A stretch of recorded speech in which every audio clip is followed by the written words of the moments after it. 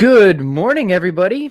Cheers. This is your host, Pat Flynn. Welcome back. Dan John will be joining us shortly, and we are going to talk about a 3-day training program, how to construct a minimalist and generalist 3-day per week training program. Stay tuned. That's coming up. I wanted to hop on here just a few minutes early because lots of announcements, lots of stuff going on. So let's just take it bit by bit. I promise you this won't take too long, but I think you'll be interested in it. So first, we have to give a quick shout out to our beloved sponsor, Inverted Gear. If you need some awesome kettlebells at a great price with fast shipping, head over to invertedgear.com/discount/PatFlynn15. 15% off everything, all kettlebells, jiu-jitsu gis, you name it. Using and supporting Inverted Gear supports this show. So awesome kettlebells, clubs, tons of really cool martial arts gear. Great family-owned company. You're supporting them, supports us. It's a win-win. So please consider grabbing some kettlebells from invertedgear.com/discount/PatFlynn15. This may be my last podcast for the week, guys, because I am actually off to Pennsylvania, the great state of Pennsylvania, my hometown. I'm heading there this weekend for a wedding. I'll be in and out. If anybody's in the Westchester area, we might be doing a little shindig, possibly sort of a reunion party, I guess you'd call it, maybe at the Dragon Gym. So if you're in the area and you want to be in the know about that, send me a message or drop a comment. It'd be cool to get together. It'll be fun going back and seeing some of the old haunts and the Dragon Gym. I'll have to obviously film a kettlebell video at the Dragon Gym, right? I mean, I have to do at least one of those for old time's sake. A few other announcements before Dan comes here. We have our Strong On certification coming up. I've been talking about this a lot. This will fill up. It always does. This is virtual. We are going to teach you not just how to use kettlebells, but how to coach kettlebells, how to design programs, how to design workouts for individuals, for groups. We're going to teach you programming. We're going to teach you nutrition. We're going to teach you marketing. No other certification teaches as much as we do because, frankly, no other certification can. Check it out. Head over to chroniclesofstrength.com/strongoncertification. We've got a pretty good early bird discount going on. This might be the last virtual version of the Strong On certification we do. So if you want maximum convenience, this is the time to do this. Normally we host this at the Dragon Gym, but obviously with everything going on, we've moved it online this past year.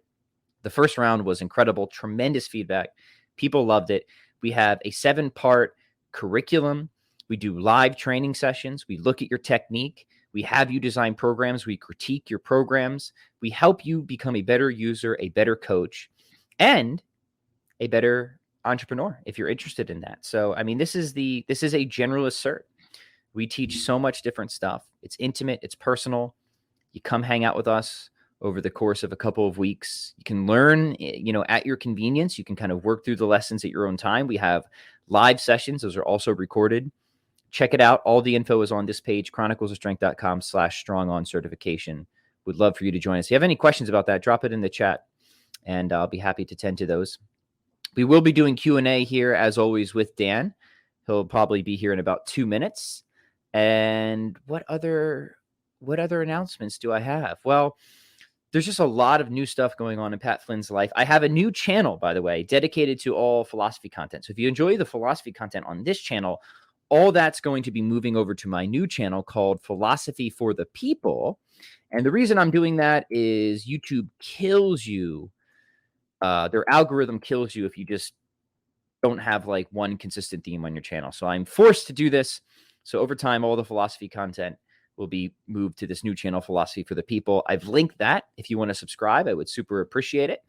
There will be crossover for a little bit more, but eventually this channel will just be the fitness kettlebell stuff, and then Philosophy for the People will just be the philosophy stuff. So if you're interested in that and you want more of that, please check that channel out and subscribe.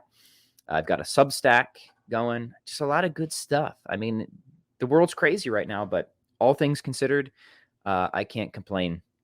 When Dan gets here, we're going to talk about how to put together a minimalist 3-day per week training program. In the meantime, let me know what you're drinking. I have some local coffee with a just hint of coconut oil. And hello to all of you. Saul says, cheers, rocking the post-ride whey protein and coconut milk recovery coffee, as always on Tuesday. When is the next Plato drop? Yeah, so we've been doing a series on Plato's Republic. Saul, that's a great question. We're on book 4 coming up. So if you want to train the mind as well as the body, which you should, if you want to be a good generalist, check out the series we're doing as we summarize and comment on Plato's Republic. I don't know, Saul. I wanted to get it done this week, but since I'm traveling, I can't make any promises. Definitely the week after. So if not this week, if I can squeeze it in with Jim, I will. Maybe this afternoon. I haven't talked to him yet. Otherwise, it will have to be next week. Here's Dan. Let's bring him in. We're live, Dan. Hello. Good morning to you. You're already on and talking, huh? I had to make some announcements to the good people, and I didn't want to bore you with it, Dan. So Is everything okay? No, all good. Just boring stuff. Don't worry. Everything is all good. I'm going back to Pennsylvania this weekend, Dan. We're going to see the Master at the original Dragon Gym. You're going to see the Master? Yes, going to see the Master, and it's going to bring back all sorts of feelings. It's been about 2.5 years since I've been in PA, and boy, did we have some good times. Dan, you came down and you did a number of workshops at the Dragon Gym, and they were always such a blast. We will do it again at some point. Yeah. Well, the nice thing is you're a good host. Shout out to like James St. Pierre and some of the others who are good hosts. You really begin to appreciate it the longer you do this job. Nothing worse than we want you to do a workshop. Good. Are any hotels near? I don't know. Okay. How will I get from the hotel to the gym? You can Uber, I guess, or take the 604 bus. Oh, okay. Are we doing anything after? Why? So you're a good host, and I appreciate that. Well, thank you, Dan. We try to be, and the last one we did was really, really just a ton of fun. I mean, you gave your sort of just your perennial Dan John workshop, super interactive, super informative. People had a blast. We did do stuff after. We did a lot of stuff after. It was a lot of fun. Dan held my babies in the bar we went to, and it was just a blast. Just a really good time. So we will be doing it again. Yep. Mm-hmm. Yeah. So Dan, I wanted to, as always, I try to keep up with your content, and I saw that you've been talking about 3-day per week training. So I thought that'd be a cool theme to talk about, because there seems that, people kind of like, they want a 3-day a week workout program. That for whatever reason, this tends to fit with people's lifestyle. They want a good sort of generalist, minimalist 3-day per week training protocol. So how does that sound for an initial theme today? I think it sounds swell, and I'd also like to say something very important. Please. Last night, there were 17 teams in trivia, and we won. Boom! So our streak is alive. Awesome. So, cheers. Yeah, so cheers. Cheers. It was a good night. It was pirate themed, as I understand. Yesterday was Speak Like a Pirate Day. So then I when I'm thinking about by the way, speaking of pirates, I mean, like, sounds like we're going to do some pirate mapping here. I always think when somebody asks for a 3-day per week training program, I always think of your prisoner's dilemma. If I only had 3 days a week to train and just 15 minutes a day. Now we hope we might have a little bit more than that. Yeah. What should I do? Now, to set this up, I think this is a really good thought experiment. Doesn't mean you necessarily should restrict yourself to just this, but the idea of this thought experiment is when you put restrictions in place, hopefully it will help you to prioritize, get very clear on what your goals are and what the most effective and efficient efforts for your goals are going to be. So maybe you could set us up with that. I don't know. What do you think? Yeah. So the prisoner's dilemma, I just kind of came up with it years ago as a, like you said, a thought experiment for clarity.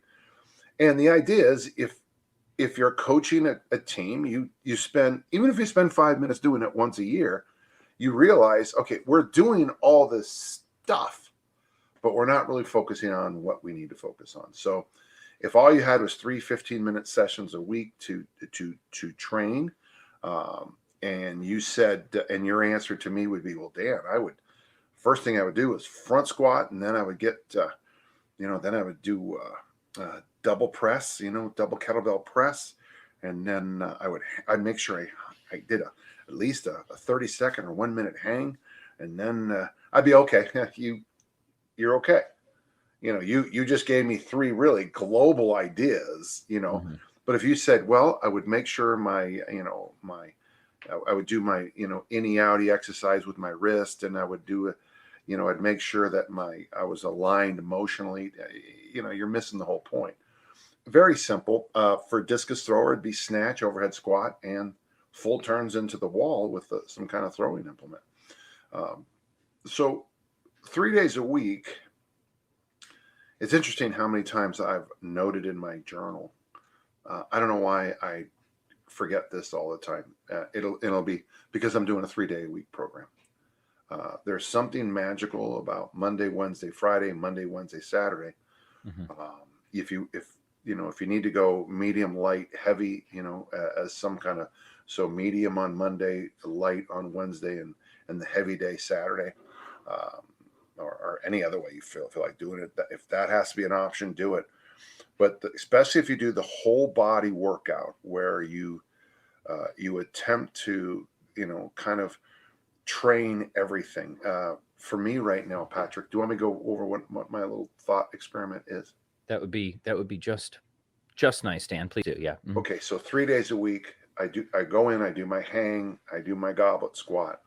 I do my little complex, which is each a set of 5. So 5 Romanian deadlift, 5 hang snatch, 5 overhead squat, 5 back squat. And I superset them with this weird little kettlebell exercise where I hook the kettlebell around my toe and I raise my knee to my belly. I do that for 3 rounds. So I that is the warm up. And then I superset front squat with chains with squat snatch for 3 sets of 3.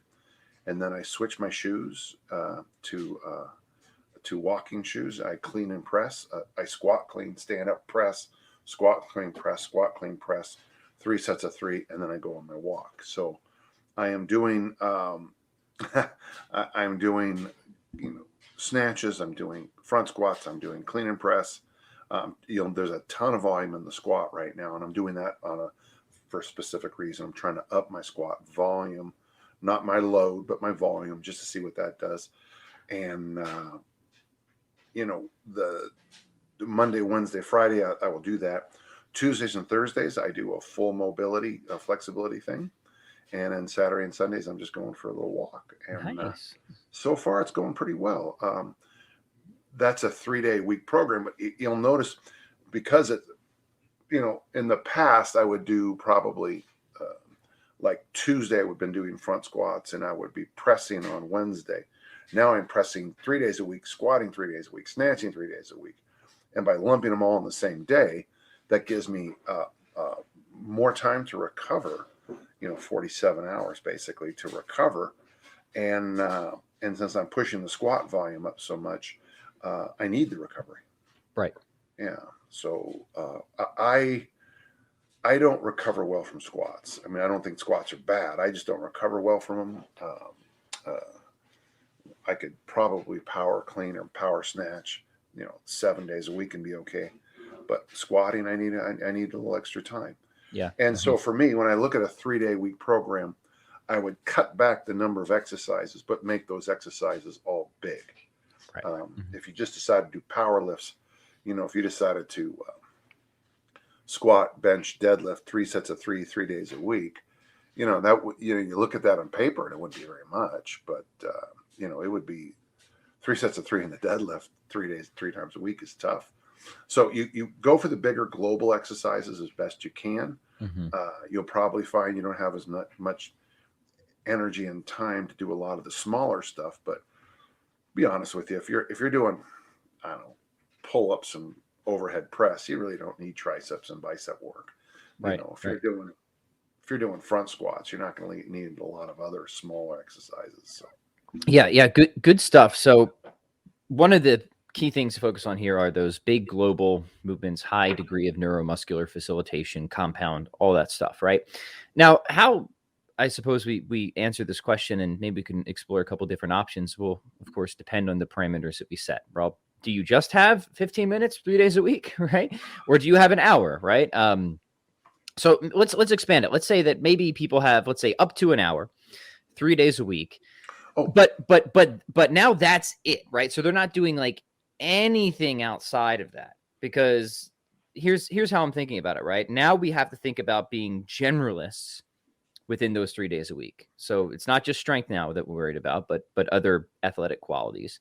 Whereas if somebody said, well, I only have 3 days a week to strength train, then we could say, well, on the other days a week, go for a walk and do your stretching, right? But now let's say that somebody wants to put their entire generalist, you see what I'm saying? Their entire generalist routine into 3 days a week. Yeah, go ahead. Well, remember my 3 days a week workouts, they're about 30 minutes and then it's a walk after. So I do that, I'm because I'm trying to, lose the body weight and the fat now. And it's going well. I had a good weigh-in today, surprisingly. Taylor Lewis's wedding was on, Taylor and Nicole got married on Saturday. So wish them congratulations. The best. And and I ate and drank and, Mike Brown and I drove across Nevada. So we ate a lot of fast food and it was terrible. And my weight was down, which is always fascinating to me. The best way to lose weight, I think, is to go to a wedding and eat crappy fast food on the drive. And then it just flushes it right out, right? I have no idea. What was it, Dan? What was the poison? Was it Wendy's? It was the one with the clown with the red and gold that I did not want to eat at. Yeah. You gotta be careful with that clown these days because the last time, so my kids, short story, this isn't that interesting, but my kids are super into Pokemon cards right now. We never give them fast food, but it came to our attention. I don't know how the kids talk to other kids, right? That the clown had Pokemon cards for the Happy Meals. So they desperately needed these Pokemon cards. And we were driving like, all right, we'll go get the Happy Meal, whatever. You guys never eat McDonald's. They get the Pokemon cards, they get the Happy Meal, but they all get food poisoning from it. So as much as the kids love Pokemon, we asked Roan, we're like, was it worth it, son? And he said, no, it wasn't. No, it wasn't worth it. That was our last McDonald's experience, right? That's the foreseeable future. Yeah. So, but getting back to things, 3 days a week for an hour is a lot of time. And this is something I've picked up in my career. When people tell me they what they do in their training, and then you ask them, honestly, or if you get a chance to watch them train, basically I see most people doing this the whole time. They're not training. They're on the leg curl machine with their iPhone. That's not training. That's dinking around. That's why I think it's a good idea to have something like, so this program I'm doing, I call it 3x3x3, 3 sets of 3 exercises, 3 days a week. You follow what's heading. Well, you want those big exercises, and it doesn't sound like much to the listener, but 3 sets of 3 in the front squat is a lot of work. If the load is locked in and you go deep, it's hard work. And if you're supersetting with Olympic snatches, the hit to my system is through the roof. I mean, because those are like big global full body, highly neurological movements. So if you're gonna just train 3 days a week for the hour, you can do so much. I would recommend, I would always recommend, I would concentric circle your way out. So start with the big hip and butt movements first. So, whether that's back squats or deadlifts, that's up to you. It could even be hip thrusts.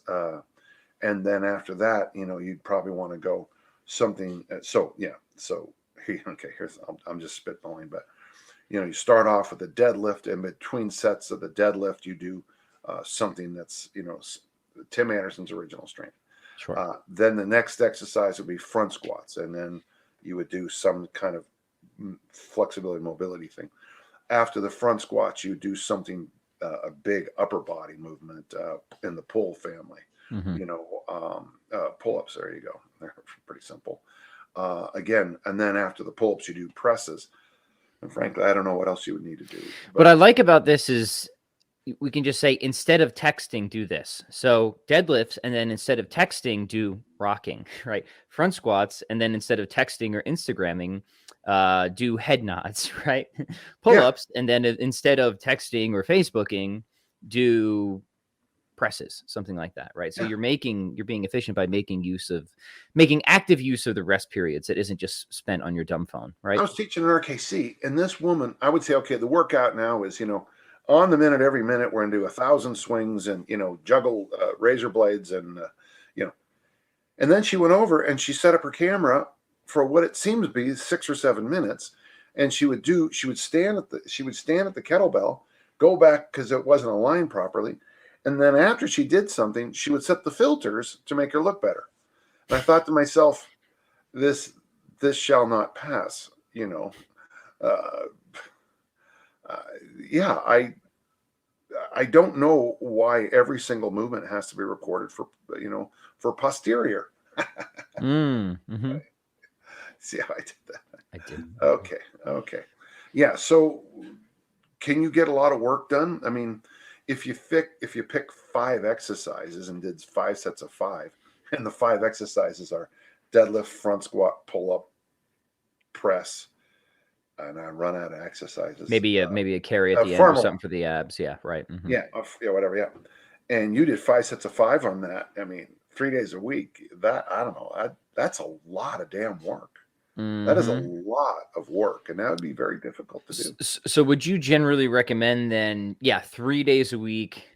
Each of those is sort of a complete full body session, like you described, rather than say upper, lower, whole. Mm-hmm. Yeah, let me give you another variation, which is pretty good. This works for people who are a little bit busier. Every day is a full body day with an asterisk. So let's just do it this way. Monday is press focus. Wednesday is squat focus. Saturday is the deadlift focus. So on Monday, the press focus day, you do 1 or 2 sets of 10 in the deadlift, 1 or 2 sets of 5 to 10 in the front squat, 1 or 2 sets of easy pull-ups, 1 or 2 sets. And then the press workout is the one you focus on. Mm-hmm. Wednesday, you do everything sort of light, but the front squat is the one you're doing 7 sets of 5 on. Oh, I like that. That's neat. Mm-hmm. And then Saturday, you still do 1 or 2 sets of everything, but it's a deadlift. So the sort of intense, the selections stay the same, but the intensity rotates. Right. But you still do every movement every day. Right. And you raise the number of reps up a little bit.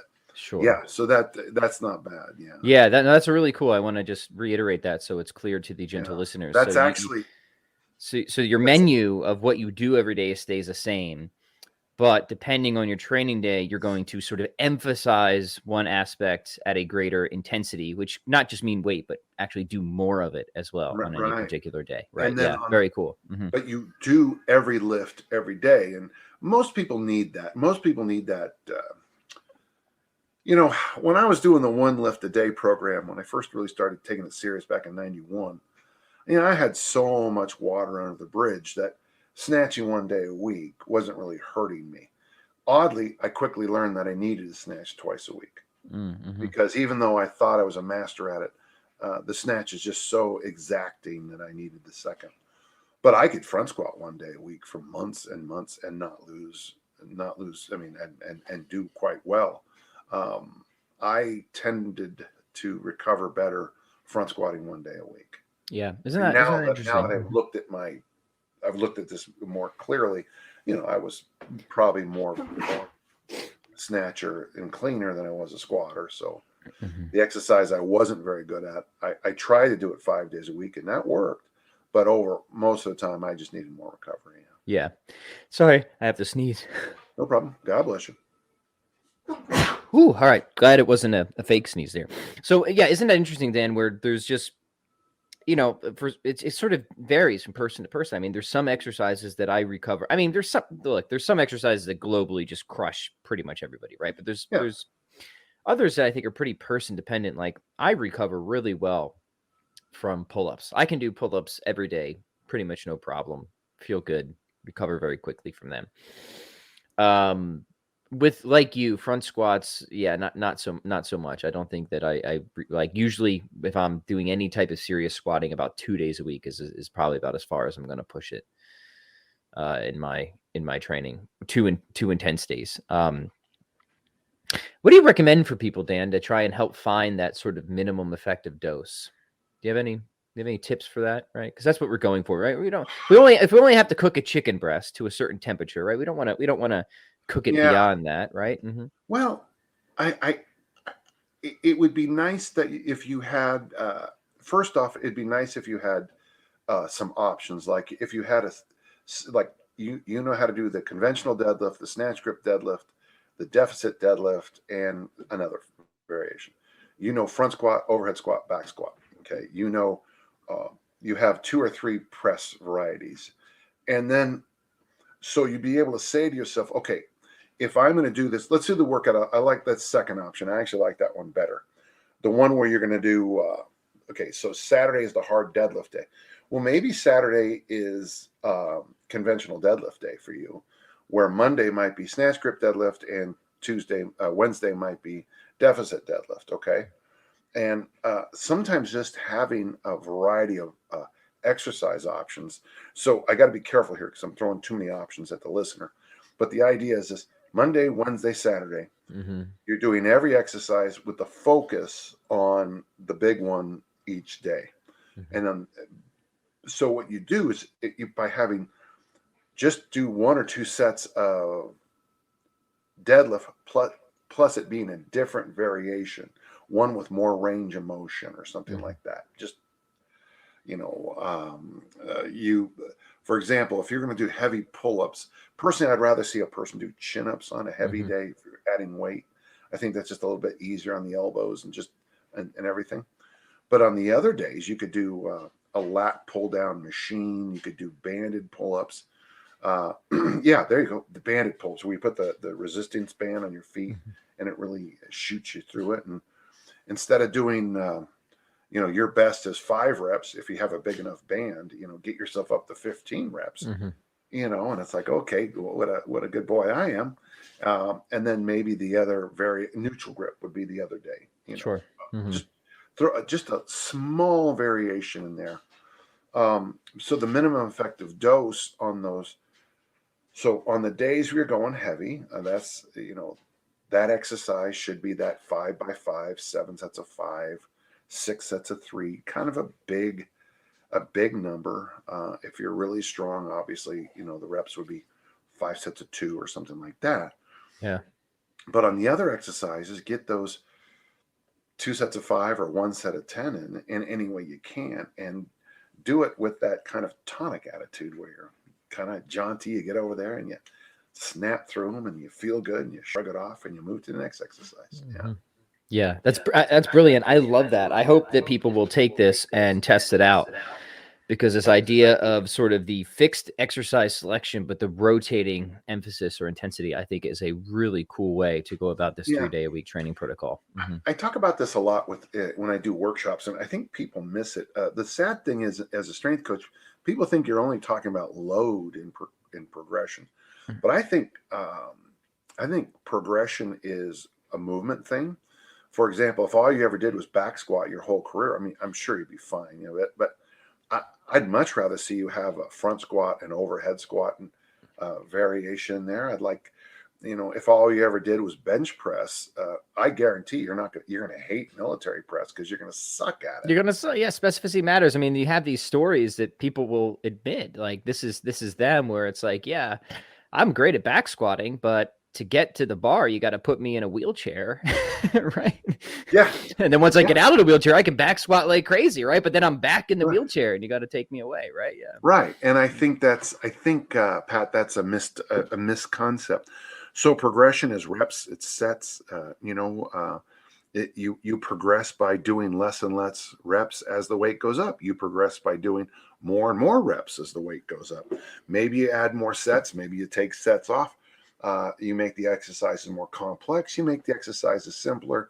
You do isometrics. You do more ballistic. You know, you mix and match things, and I think that's what makes a good program long term, is that your progression isn't just load on the bar, but it's all these other things. You know, like in my old original 1 lift a day program, where you just did 1 lift a day. You know, week 1 was 7 sets of 5. You know, that's, and week 2 was 6 sets of 3. Well, that was a 50% drop off in volume. 7 sets of 5 to 6 sets of 3 is 50% drop off. And in week 3 was a set of 5, a set of 3, and then a heavy double, which again is a 50% drop off from the week before. And when you look at something like that, and it's like, well, that's stupidly simple. 7 sets of 5, 6 sets of 3, 5, 3, 2.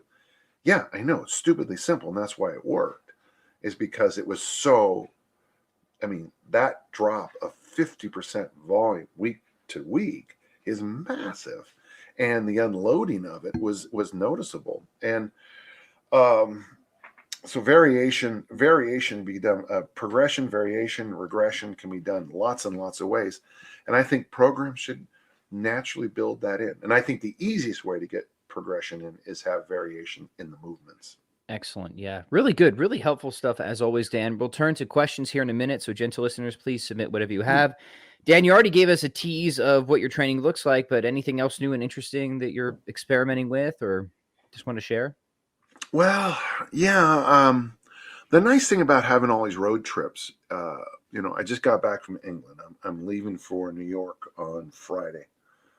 Is that I'm reminded about how simple some of life's little pleasures are, like having a full refrigerator.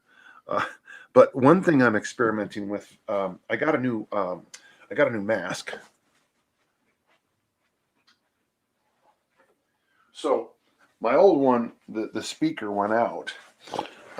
So this is called Music Cozy. Okay, Music Cozy.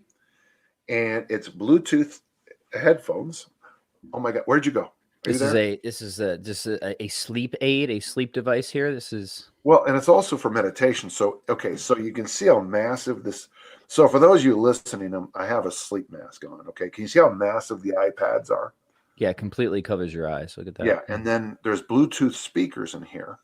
Huh. And so I'm doing. My old one broke, and it was just a headband.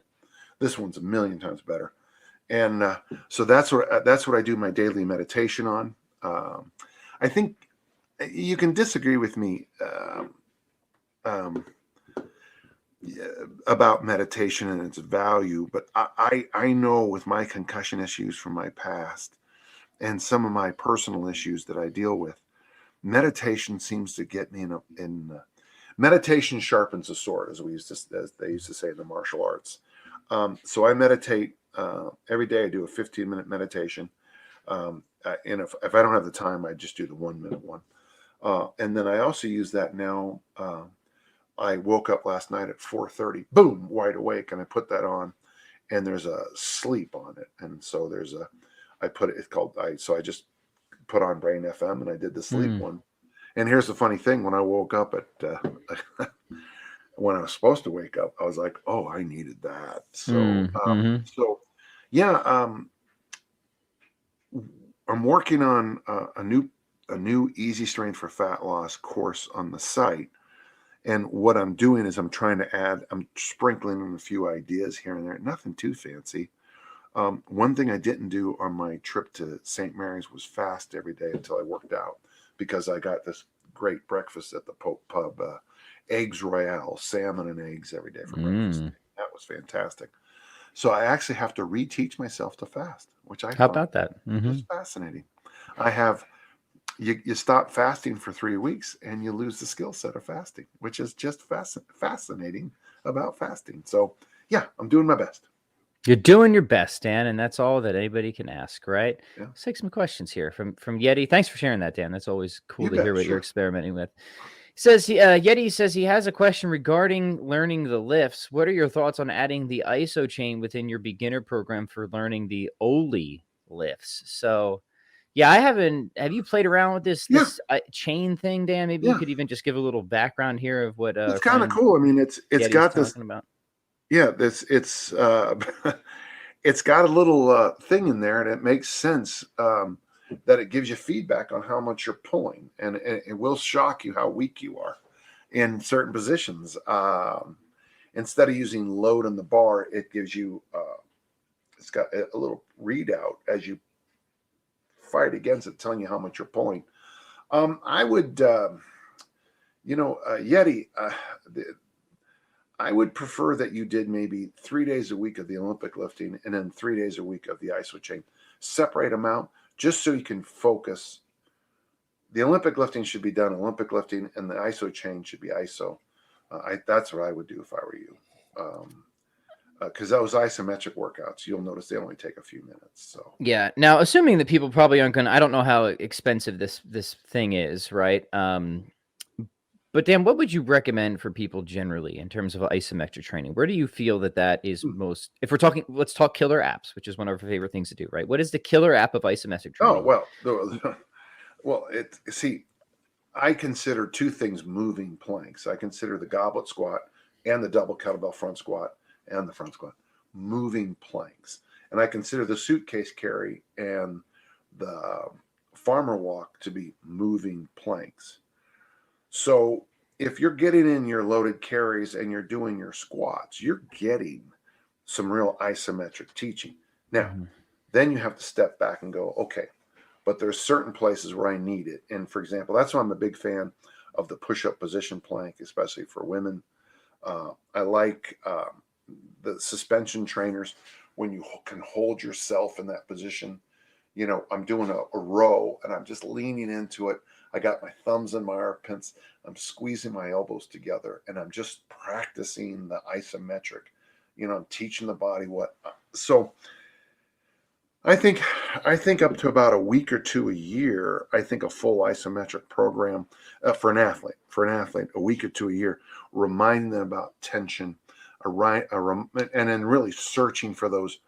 If you suddenly, because of the season you had before, you can't get your thumbs in your armpits and squeeze your elbows together because you're so broken or tight, well, then we have to stop and review that. We know that isometrics seem to have a time limit on them. I have found in my career about 6 weeks. If I try something new, if we, like with Dave Turner with our dead stop front squat thing where he put the bar at 34 inches off the ground and I had to do it. It worked. It worked great for 3 weeks, 4 weeks, 5 weeks. Once we got to 6 weeks, it wouldn't have any value. That would be, so if you're doing pure isometrics, do you have a very tight ceiling on it? You're not going to get, you're going to get a lot and then nothing. And I think that was the mistake when functional isometric contraction came out in the first place, is that everybody makes those new gains on it. And then they didn't realize that. And I got this from a guy named Dick Smith from York, and he was just brilliant to work with. And Dick told me, isometrics are still great. And then he was very good about sprinkling in the Olympic lifts with them and being just very specific about where you added those movements in. And it's interesting because if you look at the Chinese method of the Olympic lifters, where you Olympic lift and then they invent an exercise to help you with the specific problem you're having. Very much like Bondarchuk does with throwers. You do this drill and then he makes up an exercise to see if that will help you break through. So isometrics work like that. They're very good in an initial burst of strength, and then they become one of the better here, let's do this, So let's say for like the pull-up, for example. Yeah. Right. Isometrics are often used quite effectively to help somebody get their first pull-up. Right.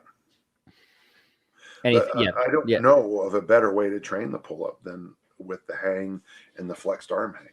Right. In fact, I would prefer people just did flex. In my perfect world, we would dump pull-ups and go back to, you have to hold the flex. You have to hold your chin over the bar for, an hour, Is that, what are the current, I guess, standards now for the, what is it, the RKC? Is there still a pull-up test there? Yeah, there's one for the RKC too. I got my notes in here. Well, hang on. I'll bore you with them really quickly. Yeah, bore us with the notes, but then give us Dan John's, I guess, call them auxiliary standards, because you got the kettlebell standards, but what would the auxiliary standards be? Just a second. Like the pull up or the flexed arm hang or whatever. Just be curious to hear what you. There's just so many things here. Keep talking while I look. Why is that not in there? Cheat sheet, letter to assistants, on board at NYC. Here, I'll pull up another question while you. Here we go. Okay. RKC2. This isn't the one. Shoot, that's the. I don't know where my RKC went. I just sent it out to everybody. I don't know why it's not in my notes. Well, give us your version then. Give us what you would like to see as some of the auxiliary standards. If you're. Well, I wouldn't. I mean, if I'm doing a kettlebell cert, I wouldn't have anything. I wouldn't have a push-up or pull-up standard at all. I mean, this just cut them right out. Mm-hmm. Yeah, I mean, like I've told you before. I mean, if for the RKC2, I don't know why it's not half body weight press and the 200 snatches in 10 minutes. Those are the standards we had years ago, and I don't know why we went. Now I have to do 14 tests on Saturday and Sunday. Yikes. I think, I've never been real good about the men's standard on pull-ups, but the standard I use now is a 30-second hang, 1 pull-up, and then I expect to be able to do 4 of those. So 30 seconds, 1 pull-up, 30 seconds, 2, 30 seconds, 3, 30 seconds, 4. All in one shot. All in one shot. If you can do that, we don't need to talk about your pull-up. Cool. You're fine. Try that out today, gentle listener. Let us know how that goes. You think. But, I've worked with people who've done, one athlete I had did 66 straight pull-ups, jumped down, shook off his arms, and then crushed the 100. 66 straight dead hang pull-ups. Impressive. Yeah. I've gotten more than 30, which I think is pretty good. But 66. But don't forget, when you coach as long as I have, you get those outliers. I had a high school boy deadlift 600, I think the second or third workout he ever tried. Not bad. All right, Yeti, let's keep moving along here, gentle listeners. Keep sending your questions. Yeti says, I have a second question. What are both of your thoughts on convict conditioning? I don't have any. I've never done it. I'm using this with a 3 times a week workout generator. I don't. Yeah, sorry. I just don't know anything about that program, Yeti. So, Dan, nothing. Yeah, again, I'm always, when people ask about Simple and Sinister, I haven't done it. I've looked. I have the books, and I've looked them over, and I like some of the stuff, but I don't know the program at all. Yeah. That's not saying anything bad about it. Let me be clear. It's just saying I don't want to open my mouth about something I haven't done. That's all I'm saying. Yeah. Michael says, cheers from Denmark. He's got coffee in his mug, and he's looking forward to the talk. Well, hopefully we have not disappointed you. Cheers to you, Michael. Yeah, hi. I love Denmark. My friend Oli lives there in Odense, and I'm a big fan, Michael. Michael, in fact, I'm wondering if have I met you? That middle, it just seems like I know this name, but okay.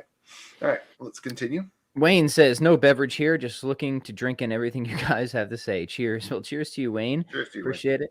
Noah's got, he says they have a handful of peanuts and a glass of Coke for his pre-workout. Cheers, my friend. I can't think of a better way to start the day than that, aside from like a smoothie of some frozen shrimp and NyQuil or something like that. Every minute on the minute snatches after the show for me. Awesome. Dan, how do you like to structure your snatch routines? I'll just add a question to this. Wait, Olympic bar or kettlebell? Let's talk kettlebell. How do you like to structure your kettlebell snatch routines these days? Well, my favorite way is you just pick a number. And so for us, it's the snatch test. It's the 100. And you do 100 snatches. And that's my favorite. I still think we have that one day preparing for the RKC where you do 3 sets of 100. That's the whole day. The whole day is 3 sets of 100. You're supposed to use a 24. So the first time we might do it, you might use the 8, the 12, and the 10 for those 3 sets. So, half the load and less. And I'm just a real big believer that I like the snatch to go to a certain number. And that's the track coach in me. So if you're a 400-meter runner, you got to run 400 meters, So that's how I like to do it. I don't like the 15-15 every minute on the minute stuff. I just find it to be, the snatch is boring enough without having to make it more boring. It certainly can be. Yeah. So, but if you're doing 100 snatches, if you're doing 100, when you get to 80, you know where you're going from there. When you're at 87, you know where you're heading. And I like it, when you see someone, a male, snatch the 8 kilo for 100 reps, and they're going, holy cow. Yeah, you got to do the 24 for the test. Okay, so I better take this more seriously. Yeah, I think so too. That's why I like the 100. Yeah, very cool. Yeah, we don't, frankly, Pat, we don't snatch unless it's a test coming up. Jason says, here's a good question. He says, maybe flip the question. What wouldn't you do on a 3-day program? Well, I think you have to be careful, Jason, on a 3-day program of adding too many things. So wrist curls, reverse wrist curls, tricep extensions, concentration curls. You start to get bogged down. I think you probably have 5, maybe 8 exercises. You can, 8 in a 3-day week program. You're starting to push it there too. But if you look at your program, you have 13 or 14 or 15 exercises, like some of the programs I have up here in my back in the day, 3 days a week was very popular. And you'll look and you'll see people have 20 exercises in it. In fact, in Complete Weight Training by Bill Reynolds. I mean, So this day he's got 11 exercises. Let me see some other programs. For his ice hockey program, he has 12 exercises. For his lacrosse program, let's talk about lacrosse.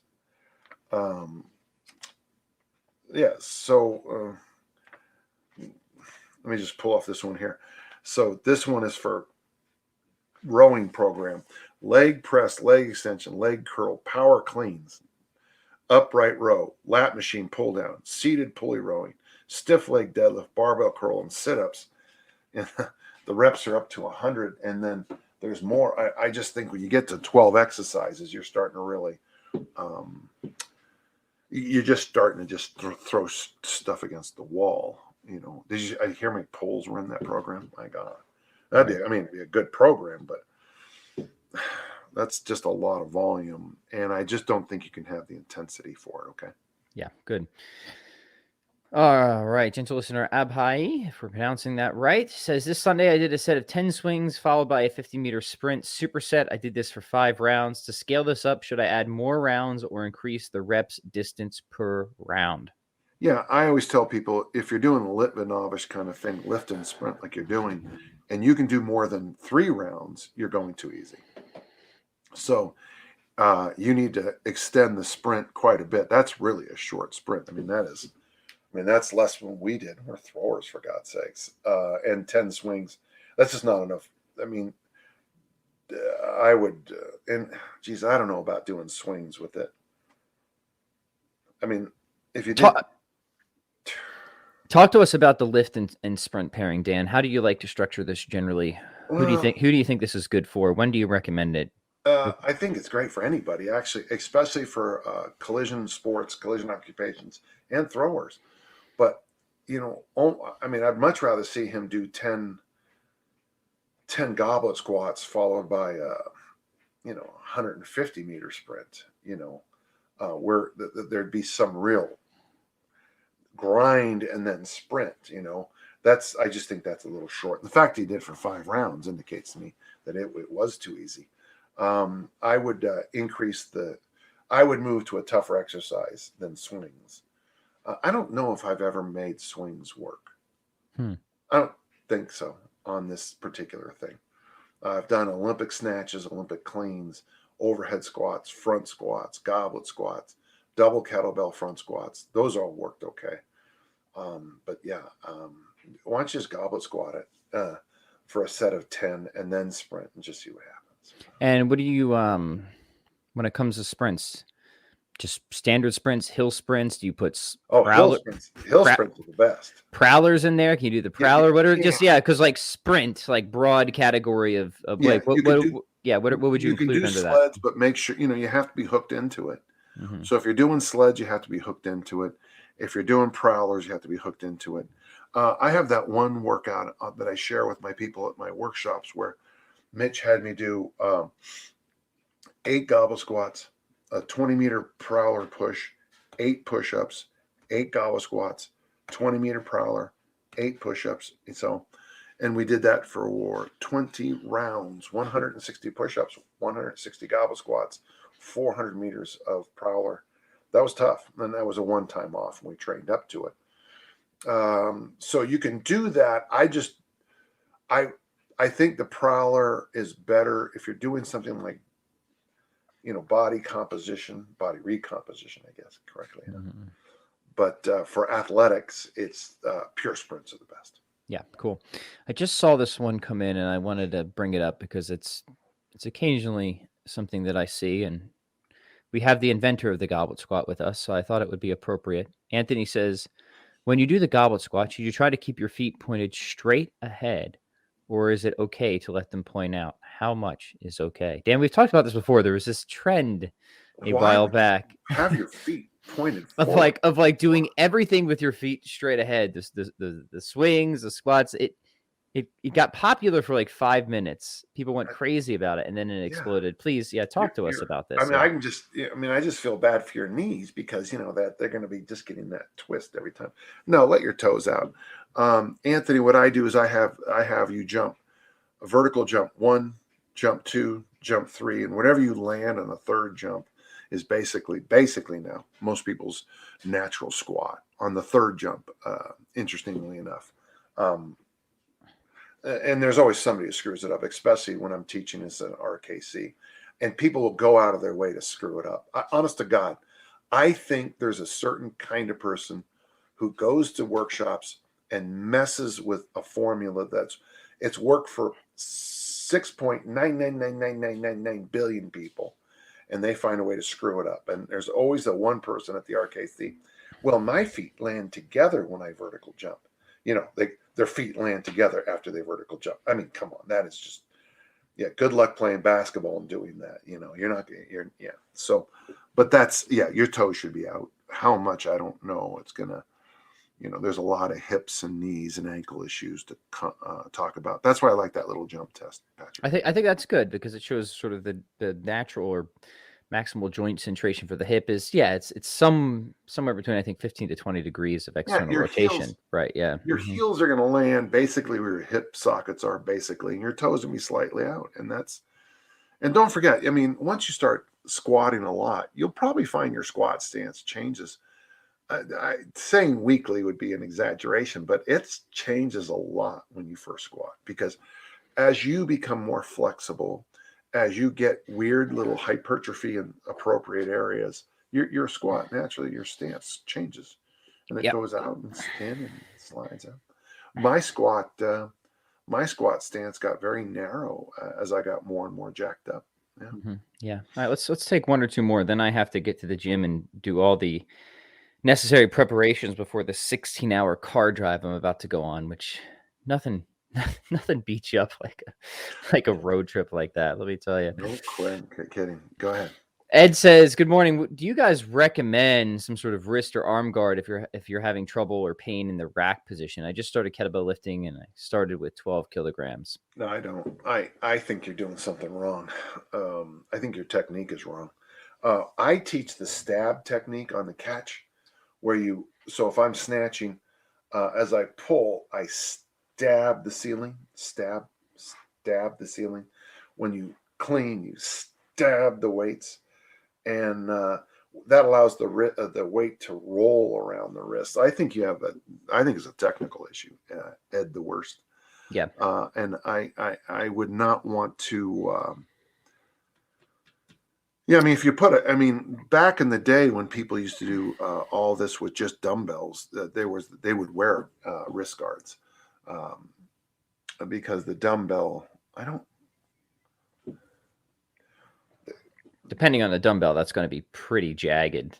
Yeah, and so if you go, I don't even know how that would work. Yeah, that's weird. Strengths and healths, you'll see people using these little guards on their hands, but that's because those were dumbbells, and you're getting taken out by the edge of the dumbbell. So obviously technique's going to be an issue there. If you're really clunky and you're banging yourself up, something's wrong. And the issue with putting a guard on is then you've taken away the incentive to get better, right? Like that ouchie is an incentive to clean up your technique, right? It's not. Now at the same time, if you're just starting out, you kind of do have to build a little forearm toughness too. Like even just the Sure. weight resting there takes a little bit of Yeah. time. So just manage the volume. You don't need to abuse yourself, but it will take a little bit of time just to condition your forearms to just get used to the weight Right. there. So to me, it's two things, right? It's the technique has to be in place, and wrist guards are going to take away the incentive, because then you can just get away with a whole bunch of crap, right? Because you put a shield on, right? That's not good. And the other is just managing the volume and the intensity as your forms will sort of naturally condition. And eventually you're in the cool kids club when you get that nice little, like, I don't know if you can see it, that little kettlebell lump that everybody gets on their forearms, that little, I'm sure you have it, Dan, that little like almost extra special pad that comes in there for protection. Yeah. You'll get that. It's like putting the pad on the squat rack. When you're back squatting, so you put that big foam pad on there. Well, and it's fine, and I understand why you do it, and I understand why you would do it with certain clients. But the problem is now you're addicted to this pad that might not be around at the other gyms you go to. I'm a sorry, gentle listener. You got to know what a purist I am about some. I've never been a fan of the pads. No, I'm certainly a fan of the Draper True Squat. That's that little device that Dave came up with when his shoulders went to hell. I'm fine with that kind of thing. If you have an injury, if you have a condition, then I have no issues with us. Yeah, injuries and conditions are a different conversation as far as I'm concerned. If you're born with something, heck, we're going to work around that. But if forever. But if it's just, I don't know, Tuesday. Yeah. Yeah. All right. Last question, then we'll hear what Dan John's working on before we wrap up. Jesse says, I've noticed I've enjoyed using kettlebells way better than going to the gym and doing dumbbells and barbells. I'm 32 with a good foundation. Could I train with kettlebells only deep into my future? Well, I think so. I wouldn't. Yeah. Yes, very much so. Yeah. I think, yeah. I think, I love the barbell. I really, truly, I really like the snatching, the Olympic lifting. But if I wasn't training for what I'm training for right now, we go months. Heck, I would say we've gone years with not touching a barbell here in my facility. And the only thing we bring them out for is me so I can Olympic lift. Yeah. Yeah, I would just say as long as you got some like body weight stuff, Tim Anderson stuff, maybe some poles, you're doing some walking and jogging, you're gonna have a real good generalist foundation there. Yeah. Good. Dan, what do you got coming up? What are you working on? What do you want to announce before we say goodbye? What's coming down the pipeline at Dan John University? The new course, the Easy Strength Advanced Techniques, is it's very popular, and the feedback on it has been making me very happy. The feedback has gone very well. People like the course a lot. And good. I'm working on right now a free course on easy strength for fat loss. Just kind of here you go. I hope you like it. In fact, I'm looking right now, and I might even get a couple more chapters done today. Things are good. I have some big issues in my life I'm dealing with. I gotta refinance the house, which is always just a joy because the numbers went down again, and I figured, what the hell? And I've got some other stuff, but I feel like, Pat, not long from now, you and I will have a conversation, and I'll be a happy boy again. Good. I look forward to that, Dan. We always appreciate everything you do for us here, your time, your insights. Can't get enough of it. Can't thank you enough, Dan. Thank you so much. Gentle listeners, help us out. Support what we're doing here. Thank Dan. Thank him in the comments. Please like, please share, please comment, please subscribe. Please check out Dan John University. And I'll be back. I think I'll be back next week for a regular time. I think that that there should be no podcasting interference. But I'll text you and let you know, Dan. If there's an issue, let me know. And cool. We'll work around it, okay? All right. Take care. Adios. Work out. Have a good trip. Bye-bye.